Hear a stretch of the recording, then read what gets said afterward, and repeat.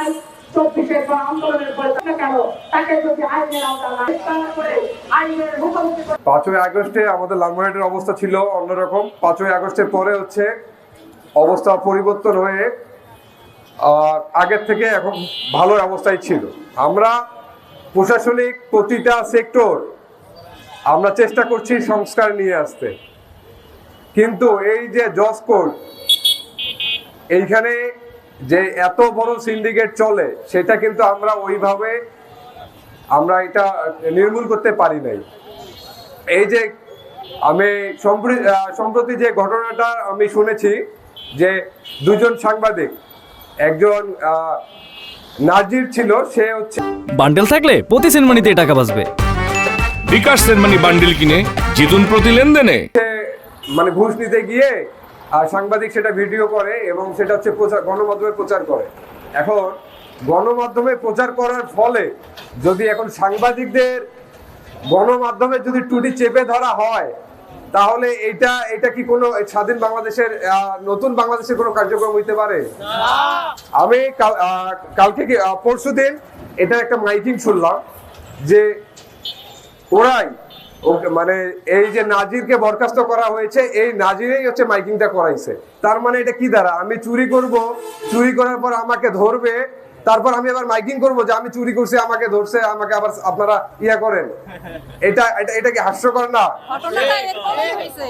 আমি এখানে কোনো কৌতুক কোনো ফিল্ম করতে এখানে আসি নাই। আমার স্পষ্ট কথা হচ্ছে যে 48 ঘন্টার ভিতরে এই নাজিরকে যেন যদি স্থায়ী বরখাস্ত না করা হয়, সেক্ষেত্রে এই যে বৈষম্য বিরোধী ছাত্র আন্দোলন থেকে শুরু করে আমাদের সাধারণ শিক্ষার্থীর ব্যানার থেকে শুরু করে আমরা যত আমাদের অঙ্গ সংগঠন আছে, আমরা লং মার্চ টু কোর্ট পর্যন্ত আমরা প্রোগ্রাম করি।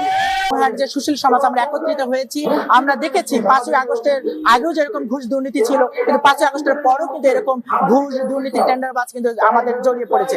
আমরা তাই আজকে লালমনিরহাটের সুশীল সমাজ এখানে দাঁড়িয়েছি, যেখানে অন্যায় হবে, অনিয়ম হবে, সাংবাদিকরা যুগে যুগে যেমন লিখেছে তারা লিখবে, কারণ সাংবাদিকরা যদি না লেখে তাহলে কিন্তু বাংলাদেশের অবস্থা আরো ভয়াবহ হবে।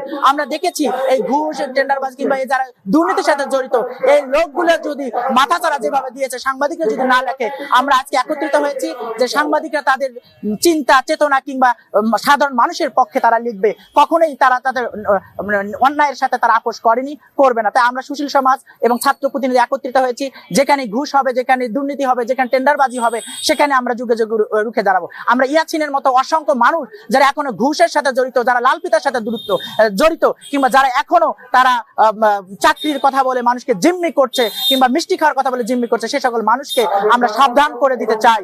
তারা সাবধান হন, যারা সাংবাদিকদের বিরুদ্ধে তাদের লেখনী তারা লিখে যাবে, আপনারা যদি সাবধান না হন লালমনিরহাট যুব সমাজ রুখে দিবে।